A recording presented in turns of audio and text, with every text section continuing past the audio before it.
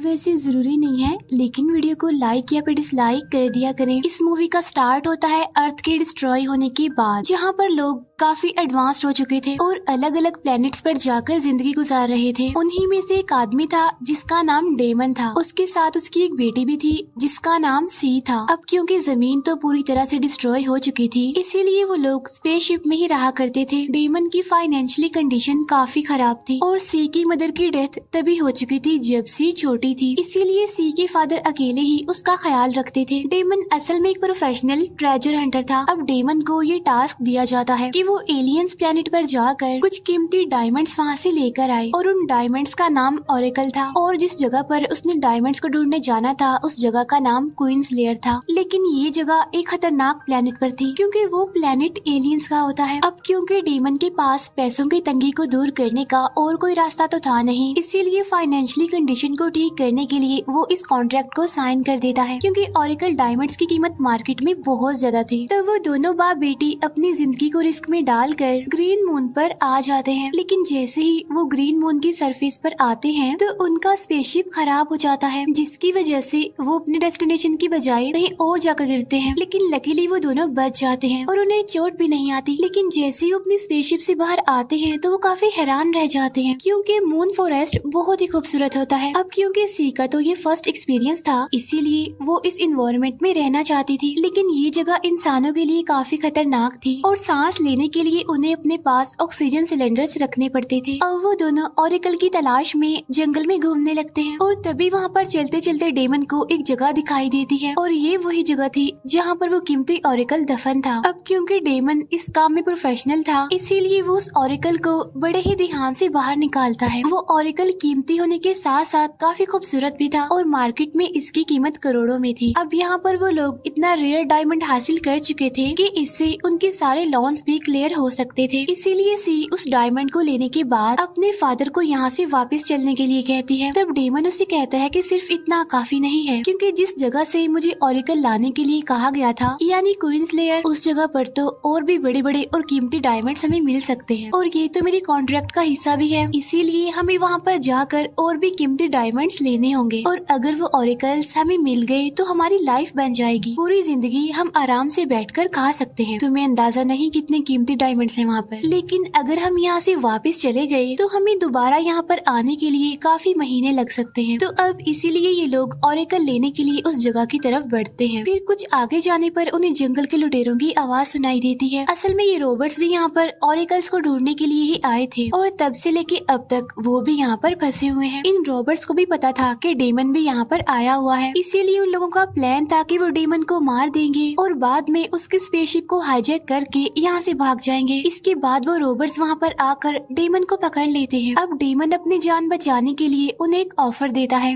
वो कहता है कि अगर हम सब मिलकर एलियंस को मार दें तो बाद में वो सारे ऑरेकल्स हम आपस में बांट लेंगे। उसके बाद हम सब लोग यहाँ से सही सलामत चले जाएंगे, क्योंकि सिर्फ डेमन ही जानता था कि वो जगह जहाँ पर डायमंड्स हैं यानी क्वींस लेयर वो कहाँ पर है। अब जो रॉबर्ट्स का लीडर था यानी एजरा, उसके लिए ये डील काफी बड़ी थी, इसीलिए लालच में आकर वो इस डील को एक्सेप्ट कर लेता है। लेकिन डेमन का प्लान तो ये था कि वो सी की मदद से रास्ते में इन सारे लोगों को मार देंगे।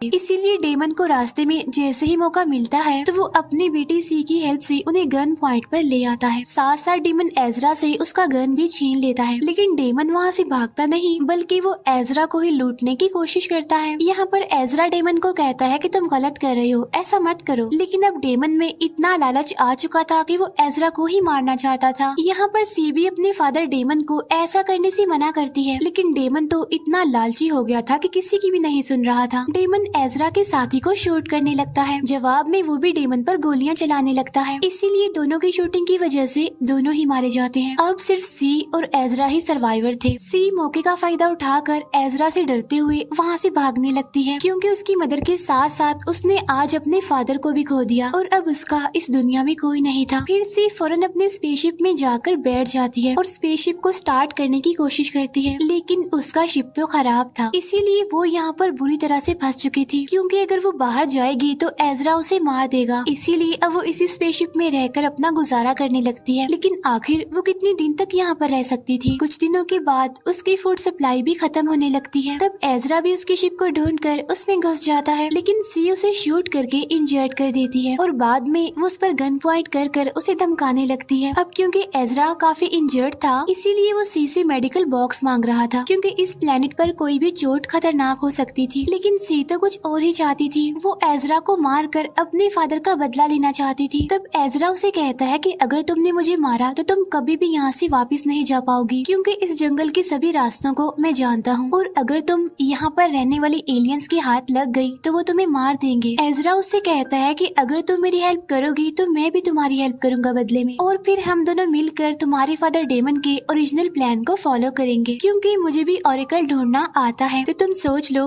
मुझे मारने के बाद तुम यहाँ पर फंस जाओगी। तब सी उससे पूछती है कि मैं तुम पर ट्रस्ट क्यों करूँ, मैं क्यों मानूं तुम्हारी बात, क्योंकि तुमने ही तो मेरे फादर को मारा है। तब एजरा उसे याद दिलाता है कि तुम्हारे फादर ने ही पहले शुरुआत की थी और फिर लालच की वजह से वो खुद ही मारा गया। और जब सी इस बारे में सोचने लगती है तो उसे भी उसकी बातें समझ आने लगती हैं, इसीलिए अब वो उसे नहीं मारती और अपना इरादा बदल लेती है। साथ साथ वो उसे मेडिकल बॉक्स भी दे देती है। तब यहाँ पर एजरा फिलहाल के लिए खुद को क्योर करता है। इसके बाद वो दोनों क्वींस लेयर के लिए निकलते हैं, लेकिन सी को अभी भी एजरा की बातों पर थोड़ा बहुत डाउट था, इसीलिए वो उसे गन पॉइंट पर लेकर उसे फॉलो कर रही थी। लेकिन जैसे जैसे वो अपने सफर पर आगे बढ़ते हैं तो सी को भी समझ आ जाती है कि एजरा बुरा इंसान नहीं है, बल्कि वो दिल का एक अच्छा इंसान है। इसीलिए आहिस्ता आहिस्ता करके वो दोनों एक दूसरे पर ट्रस्ट कर रहे थे। लेकिन यहाँ पर एजरा के लिए एक बैड न्यूज थी, और वो ये कि एनवायरनमेंट की वजह से उसका जो जख्म था वो खराब होता जा रहा था, और अगर उसने जल्दी कुछ ना किया तो उसकी पूरी बॉडी इन्फेक्टेड हो जाएगी। इसीलिए एजरा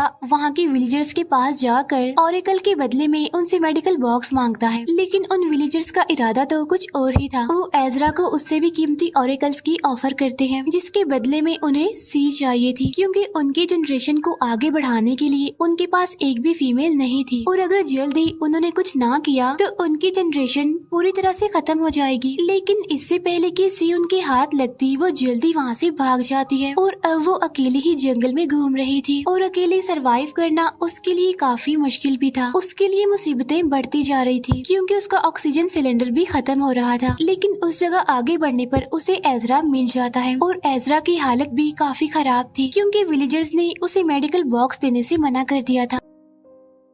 और अब आहिस्ता आहिस्ता करके उसकी पूरी बॉडी में इन्फेक्शन फैल रहा था। अब इस इन्फेक्शन का सिर्फ एक ही इलाज था कि एजरा को अपनी बाजू काटनी पड़ेगी। अब एजरा की ऐसी हालत देखकर सी को काफी दुख होता है, इसीलिए उसका हाथ काटने के लिए उसकी हेल्प करती है, और यहाँ पर एजरा तकलीफ को बर्दाश्त करते हुए अपने बाजू को सेक्रीफाइस कर देता है। फिर नेक्स्ट मॉर्निंग वो दोनों अपने डेस्टिनेशन के लिए निकल जाते हैं। रास्ते में वो दोनों एक दूसरे से काफी बातें करते हैं, अपनी लाइफ के कुछ मोमेंट्स एक दूसरे के साथ शेयर करते हैं, और अब उन दोनों में दोस्ती हो जाती है। और जैसे ही रात होती है वो एलियंस के कैंप में पहुंच जाते हैं, यानी क्वींस लेयर में। उन्हें जरा भी अंदाजा नहीं था कि एलियंस के पास इतने सारे वेपन्स होंगे। उन्हें ये भी पता चलता है कि उन एलियंस ने खतरनाक कैदियों को यहाँ पर एक ग्लास बॉक्स में कैद करके रखा हुआ है। यहाँ पर उन दोनों को अंदाजा हो चुका था कि वो दोनों उनके सामने कुछ भी नहीं है, इसीलिए एजरा उनके सामने खुद को डेमन शो करवाता है, और साथ साथ उन्हें अपनी ऑफर भी बताता है कि मैं तुम्हें ऑरिकल्स ढूंढ कर दे सकता हूँ, लेकिन बदले में उन दोनों को उन्हें अपनी शिप में लेना होगा। अब यहाँ पर उन लोगों के बीच कुछ बहस होती है, लेकिन फिर बाद में उनका लीडर मान जाता है, इसीलिए अब वो दोनों भी अपना टाइम वेस्ट किए बगैर अपने काम में लग जाते हैं। लेकिन अब क्योंकि एजरा का हाथ कटा हुआ था, इसीलिए ऑरिकल्स को निकालने में उसे काफी तकलीफ हो रही थी, लेकिन फिर भी वो ऑरिकल्स को बाहर निकालने की बहुत कोशिश कर रहा था। लेकिन एक हाथ होने की वजह से उससे ऐसा हो ही नहीं पा रहा था, इसीलिए एक ऑरिकल को निकालते निकालते वो डिस्ट्रॉय हो जाता है। एजरा काफी कोशिश करता है ऑरिकल्स को निकालने की, लेकिन हर बार नाकामयाब ही रहता है। लेकिन अब उन दोनों पर प्रेशर बढ़ता ही जा रहा था। सी ने जितना भी अपने फादर से सीखा था वो उसे अप्लाई करने लगती है, लेकिन अनफॉर्चुनेटली वो भी नाकामयाब ही रहती है। इसीलिए जैसे ही गार्ड अपने लीडर को ये बात बताने जाता है तो पीछे से एजरा उसे मार देता है, लेकिन अब उसकी डेड बॉडी को छुपाने के लिए उनके पास जगह नहीं थी। तो इससे पहले वो लोग उन दोनों को मार देते,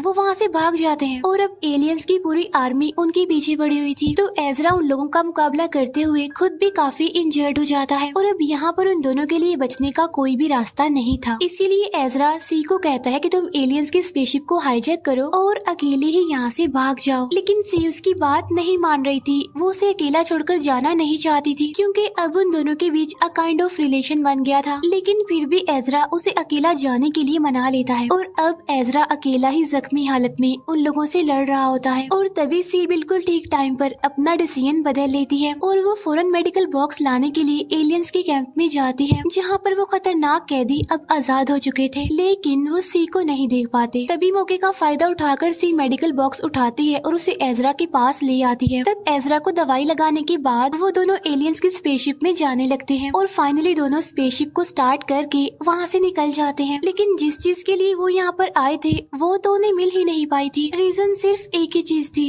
और वो थी लालच। तो इस मूवी से हमें ये मैसेज मिलता है कि लालच का अंजाम हमेशा बुरा होता है, क्योंकि अगर डेमन लालच ना करता और वो तभी वापस चला जाता जब उसे पहला ऑरिकल मिला था तो शायद आज वो जिंदा होता और वो लोग भी इतनी ट्रबल में पड़ते ही ना। और इसी के साथ ही मूवी हमें ये मैसेज देकर यहीं पर एंड हो जाती है। Thank you for watching.